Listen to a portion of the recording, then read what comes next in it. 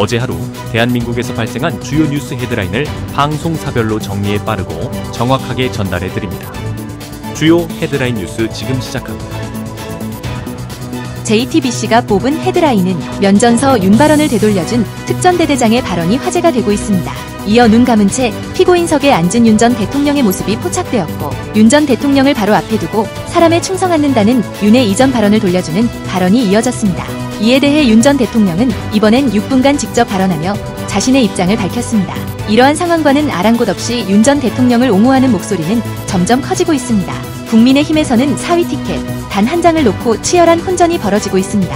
한덕수 전 총리는 말을 아끼고 있지만 대선 주자급 행보를 보이고 있고, 이재명은 중도층 표심 잡기에 본격적으로 돌입했습니다. 한편 화염방 사기 방화로 추정되는 아파트 화재가 발생해 충격을 주고 있습니다.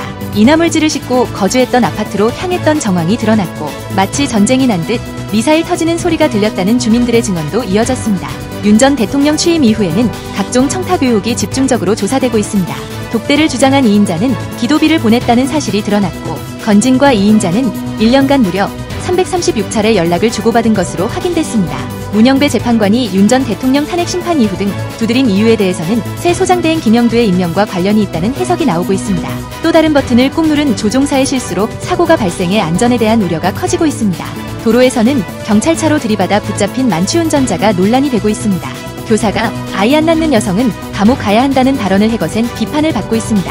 프란치스코 교황이 향년 88세로 선종했다는 소식이 전해졌습니다. 프란치스코 교황은 방한 당시 세월호 아픔을 어루만지며 많은 이들에게 위로를 전한 바 있습니다. 경제면에서는 돈이 안 돈다며 중견 건설사들이 쓰러지고 있고, 이로 인한 도미노 위기로 중소기업들의 줄도산 우려가 커지고 있습니다. 권익위는 류희림의 민원 사주 의혹을 감사원에 이첩하며 진상규명에 나섰습니다. 돌비 뉴스에서는 뜨거운 토론은 사라지고 남은 것은 혼란뿐이라는 평가가 나오고 있으며, 무리한 플레이에 대한 비판도 이어지고 있습니다. 성과 대신 혼란이 커지자 여론은 점차 등을 돌리는 분위기입니다. 최근에는 관광을 왔다가 쌀을 들고 돌아가는 일본인 관광객들도 화제가 되고 있습니다. 마지막으로 대통령 집무실의 위치를 두고 용산이냐, 청와대냐, 세종이냐를 두고 논쟁이 이어지고 있습니다. MBC가 뽑은 헤드라인은 피고인 윤석열 전 대통령의 내란 혐의 두 번째 공판에서 법정 모습이 처음으로 공개되며, 윤 전 대통령은 눈을 감고 듣기만 하는 모습을 보였습니다. 재판에서는 불가능한 작전인데 왜 지시했냐는 검찰의 공세와 사람에 충성하지 않는다는 대대장의 증언이 이어졌고, 윤 전 대통령은 전두환에게 사형을 선고했던 417호 법정에서 역사의 심판을 받고 있습니다. 이진숙 등 증인 채택을 두고 절차 시비가 벌어져 재판장이 경고를 하기도 했으며, 유혈 사태가 없었다는 점을 들어 윤 전 대통령 측은 무죄를 계속 주장했습니다. 윤 전 대통령이 파면된 후에는 청와대 시스템 접속이 중단되고 민감 정보 삭제 및 수정 의혹이 제기됐습니다. 해타워에 나랏돈이 쓰였다는 의혹에 대해 해명과 계약서, 액수가 달라 논란이 일었고, 건진법사와 윤핵관들에 대한 공천 청탁 의혹도 불거졌습니다. 명태균이 입을 열며 윤 전 대통령과 김 여사를 고객으로 지목, 파면이 당연하다고 주장했습니다. 방위비 협상과 외신과의 위험한 대통령 행보도 도마 위에 올랐고, 국민권익위의 얼굴을 바꾼 류희림은 사면 초가에 몰렸습니다. 88세로 선종한 프란치스코 교황은 권위를 버리고 약자와 함께한 삶을 살았고, 한국의 아픔에 공감한 각별한 한국 사랑이 조명됐습니다. 대선 다자대결에서도 이재명은 50%를 돌파하고 경선 득표율은 90%에 육박했습니다. 김경수의 코스피 5천 시대 개막, 기본소득과 성평등 공약도 발표됐습니다. 국민의힘은 4강 컷오프를 앞두고 한덕수 변수가 여전한 가운데 1차 경선 4위와 윤 전 대통령 탄핵 입장을 두고 공방이 가열되고 있습니다. 한편 아파트 방화로 주민이 추락해 부상하고 용의자는 사망했으며, 층간소음 폭행 시비 전력이 있는 용의자의 주택에서 유서가 발견됐습니다. 필리핀에서 대낮에 권총강도 충격으로 한국인 관광객이 사망했고, 관세 전쟁 여론 악화로 트럼프의 막말이 잦아졌으며, 관세 충격이 현실화돼 미국 수출이 10% 이상 감소했습니다. SBS가 뽑은 헤드라인은 프란치스코 교황 선종 소식이 전해지며 평화를 호소한 그의 삶이 재조명되고 있습니다.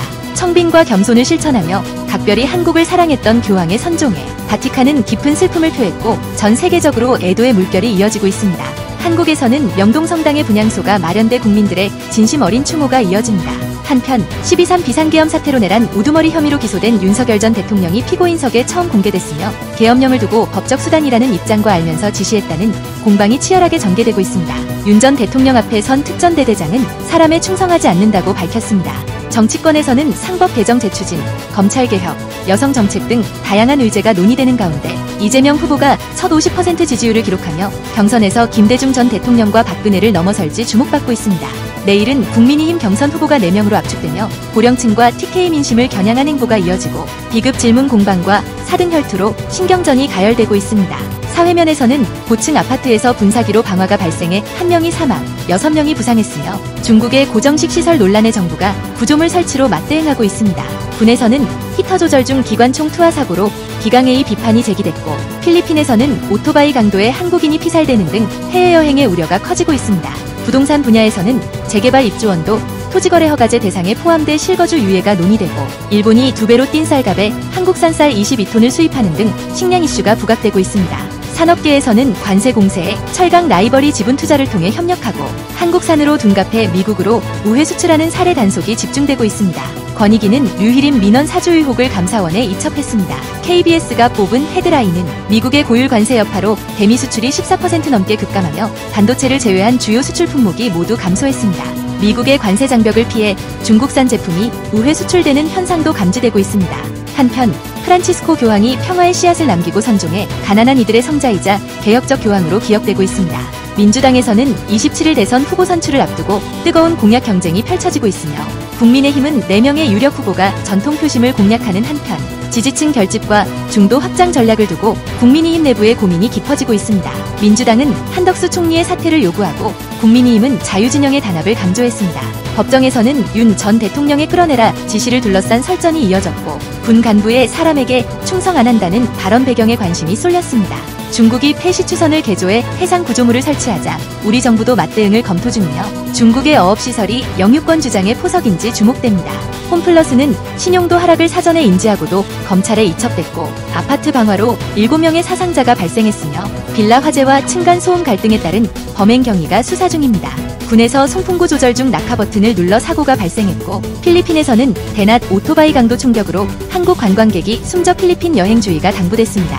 일본 관광객이 한국 쌀을 구매하는 현상이 늘고 일본 내부에서는 쌀 대신 보리밥과 빵 등 식단 변화가 나타나고 있습니다.